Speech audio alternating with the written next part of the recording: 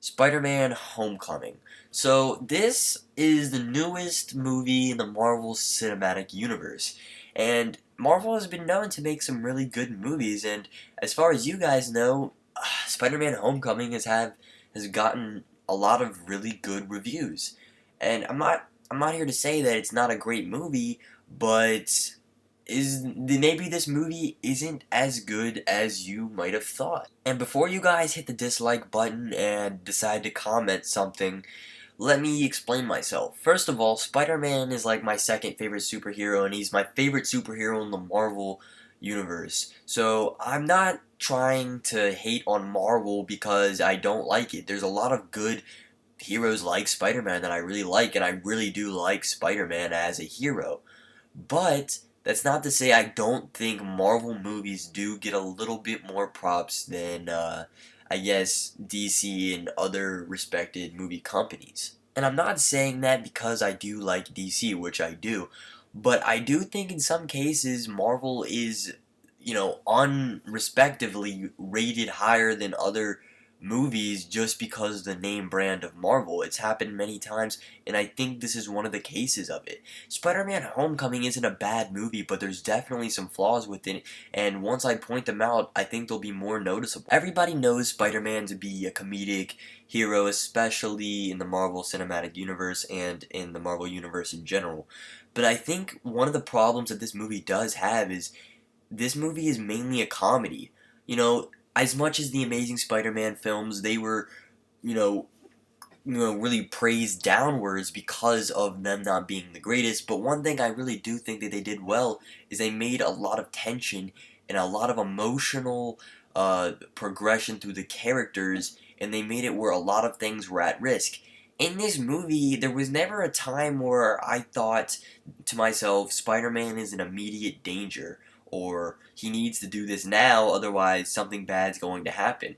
A lot of the times, not to say that the jokes weren't funny, a lot of times there was a lot of laughs and stuff like that, which there's nothing wrong with it, but as much as Spider-Man's funny, I'm not here to watch a comedy. I'm here to watch a Spider-Man movie that needs to have a good story to it that makes me kind of on the edge of my seat at some points. And I didn't get that really at all throughout this movie. We all know Spider-Man to be pretty comedic, but we also know by the comics and other continuities that he also is, can have some cool story arcs to him. And another thing, when it comes to the comic book version, there's really nothing that relates. I mean, obviously he looks like Spider-Man, but none of the original characters, his love interests, a lot of the things are different, and if you're looking for a Spider-Man that's very close related to the comics, you're not really gonna get it here. So I do kind of fault it for that as well. I mean, it's not a huge deal if you don't really care about the comics, but I do like comic book Spider-Man, and it does kind of falsely relate to Spider-Man. It didn't have some, little like Easter eggs to the comic books, at the very end with Mary Jane's name coming up, but there's nothing really big tying him into the comic books besides him being Spider-Man and I guess Vulture being a comic book villain. Besides that, there was nothing really comic book related about this. Matter of fact, this is probably the most different comic book Spider-Man that we've gotten to date. And another thing is this new love interest that we've never seen before. I think her name's like Liz or Lily or something. I really don't know. In the movie, she doesn't mean anything. There's no purpose for her.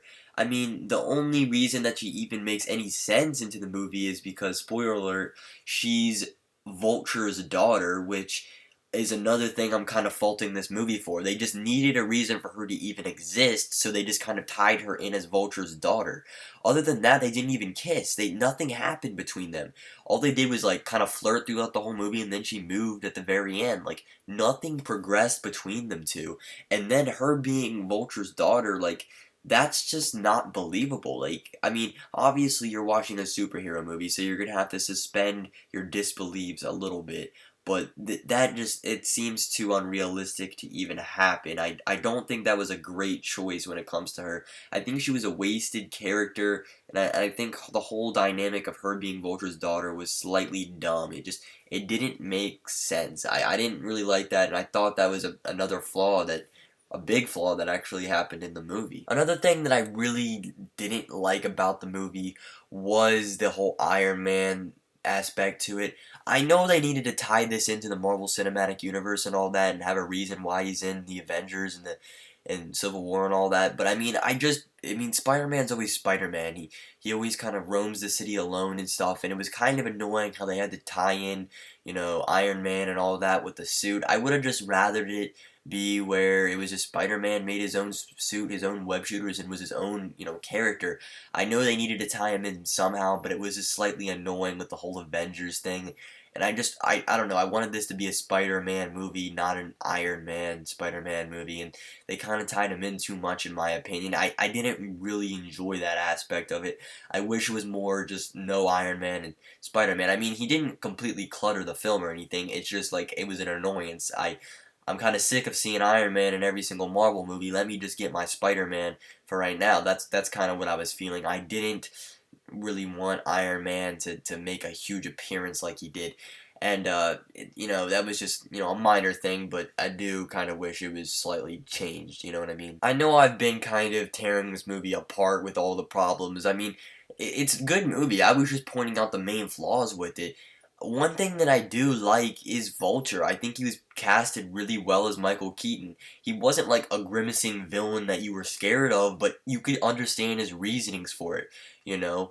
I'm not going to go into the whole details of why he became Vulture, but you honestly feel for the character and you can understand why he's doing it. I do think, his whole gun alien business is slightly unrealistic, but I mean, you can still understand why the character's doing what he's doing, and you can still feel for him as a character, and you understand his motivations. And Tom Holland as Spider-Man is a pretty good fit. He is kind of young for a Spider-Man. I know he wanted a Spider-Man that's in his teenage years. I do think he's slightly young, but I mean, he's not a bad Spider-Man. I don't know if he's better than Andrew Garfield or Sam, whatever his name is. I don't know, but I don't think he's a bad cast or anything. And I think they did a good job at displaying Spider-Man as Spider-Man with all the cool tricks and stuff and all the cool, things that he did in the movie and just being Spider-Man. I think they portrayed him well as being a friendly neighborhood Spider-Man. And with the comedy that they did implement, it was done well. I do wish it was toned down to the point where there was more emotional attachment to the characters, but they did do the comedy that they did well. They did what they did well. And they made the suit, look like the Spider-Man suit. Amazing Spider-Man 1 made it look retarded. This Spider-Man suit looks like the comic book Spider-Man suit. I don't really like how the suit's like a robot and it does all the tricks and stuff for him. That's one thing I always liked about Spider-Man. He could just, web sling and do all that stuff himself. That's one reason I don't like Iron Man making his suit and kind of making him be powerful and all that. I kind of like it where Spider-Man makes his suit, he makes his web shooters and all that, but in this movie, like, he has his own AI in his suit and stuff. I mean, it's a new interpretation of the Spider-Man suit where it's not just a spandex suit, it's more intelligent, it's bulletproof, it's all that, it's cool, but it's something that I wish they kind of left out, and that's one reason I don't like how, Tony Stark is all up in the movie. It's just, I don't know, I wish he was less involved, and I wish the suit was more just like the regular concept Spider-Man suit. I mean, that's not a huge flaw, though. Overall, the movie is filled with good aspects, other than the fact that it's too comedic, and I think that Liz's character was wasted. There isn't that many problems with the movie. Overall, it's a good movie, and I would definitely recommend buying it or watching it. I'd probably give it a 7 out of 10. It's a pretty good movie, and I definitely recommend you guys watching this movie. It's not great, and there's definitely problems with it. That's why when I saw it had a 93 on Rotten Tomatoes, I'm like, they're really overrating this movie. And, that's one thing I want to get out there. They really are overrating the Marvel movies. I know that they've made great Marvel movies, and I know there's good ones out there, but I do think that Rotten Tomatoes and reviewers are kind of assuming Marvel movies are good even before they take a close look at them, because I was able to pull out a lot of valid arguments of why this movie isn't as good as people say it is, and it didn't take me that much time to, do it. So, I mean, the movie's good. I would give it a 7 out of 10, but that's about it. It's worth the watch, but it's nothing special. It's just a good Spider-Man movie. It's probably better than Amazing Spider-Man 1 and 2, but, I don't think it's better than Spider-Man 1 and 2 of the original Sam Raimi films. It's a pretty good movie, but nothing special. That's what I would kind of say about this movie. It's not bad, but I would give it a watch. So yeah, guys, that's my review on Spider-Man: Homecoming. Leave whatever comments you want in the comment section below. Leave a like on the video. Tell me what you guys want to see, and I'll see you guys next time. Peace.